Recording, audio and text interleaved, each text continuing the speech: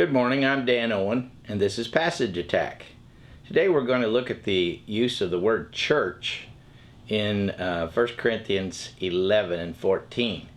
And I think the context helps us do that, so let's begin in 1 Corinthians 11 verse 16, where Paul is finishing a discussion of proper dress in the assembly, and he says, "If anyone is inclined to be contentious, we have no such practice, nor do the churches of God."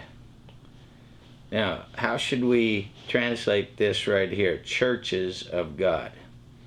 Is he talking about groups, gatherings, assemblies that belong to God? In chapter 1, verse 2, he wrote to the church of God, which is at Corinth.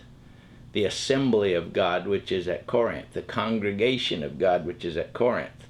Let's keep studying and see what we find. He says in verse 17, "But in the following instructions I do not commend you, because when you come together, it is not for the better, but for the worse. For in the first place, when you come together in ecclesia," it says, literally in the assembly, in the gathering. So here we have church here as the gathered group of God's people. When you come together in the assembly, I hear that there are divisions among you, and I believe it in part, for there must be factions among you in order that those who are approved may be recognized. Again, he says, when you come together. Notice this phrase that keeps coming up in the text. When you come together. He's talking about the time when the church, God's group of people, comes together in assembly as a group. So he says in verse 20, "When you come together, it is not the Lord's Supper that you eat, for in your eating each one takes his own meal." Now, let's go on down here, starting in verse 21 again. He says, "For in eating each one goes ahead with his own meal. One goes hungry and another is drunk. What, do you not have houses to eat and drink in? Or do you despise the church of God?" All right? Now when we look at this, and we look at the verses just ahead of it, the church of God seems to be the assembly of God when the group of Christians comes together in the assembly. He's not talking about a building, he's talking about the assembly of God. So if you're going to have a common meal, do that at home in the assembly of God, where you take the Lord's Supper. That's not what we're supposed to be doing. He says, "What shall I say to you? Shall I commend you this? No, I will not." And then he proceeds to give instructions about the Lord's Supper, which we know the ancient Christians did in their assemblies on the Lord's Day, Sundays. All right, let's go down to the section beginning with verse 26.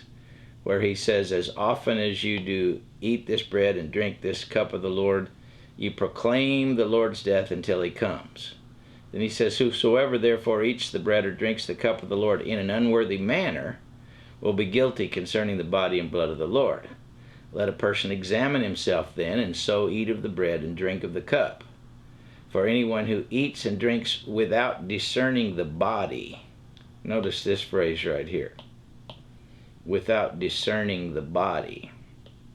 He's been talking about the church coming together and them doing it the wrong way, because the church was showing their divisions instead of their unity. So now he talks about if you do this without discerning the body. Keep that in mind as we go on through this passage. He's mentioned the church and the coming together a number of times. Let's go down here to near the end of the chapter, in chapter 11. He says, if you'll notice down here in verse 33, "So then, my brothers, when you come together to eat." Now see, this phrase, "when you come together," was in verse 17, verse 18, verse 20, and now we have it again here in verse 33. And clearly he's talking about coming together to eat the Lord's Supper, wait for each other. If anyone is hungry, let him eat at home. This is the same thing he said in verse 22. Verse 22. All right, so that when you come together, notice that again, it will not be for judgment. So notice the commonality of that phrase, when you come together. The church seems to mean the assembly in this passage. Let's go on over to chapter 14, where he's still talking about how to use gifts in the assembly. All right, in chapter 14 and verse 5. The one who prophesies is greater than the one who speaks in tongues unless someone interprets, so that the church may be built up. What does that mean? Doesn't that mean the group of God's people that's assembled together so that they might be built up? So then he talks about the futility of speaking in a language nobody understands because they won't be able to get anything out of it. And then in verse 23 of 1 Corinthians 14, or verse 19, excuse me, he says, nevertheless, in the church, I would rather speak 5 words with my mind. Well, doesn't he mean, if you go back to the earlier verse 5 or 6, that he's talking about in the assembly, when the church is gathered together? Then drop down a little bit further in the chapter to 1 Corinthians chapter 14 and verse 23. Verse 23. There he says, if therefore the whole church comes together. Now notice that here we have 2 phrases that come together in one place. We had several times throughout the narrative before, when you come together. We also have several mentions of the church, but now we have them together in one phrase. When the whole church comes together. See, when they come together in the assembly. And then again, when you get down after this to verse 26 and following, here we go. He mentions again, when you come together. And of course, this goes back up to this phrase, which goes back up to all of those other phrases which were used before.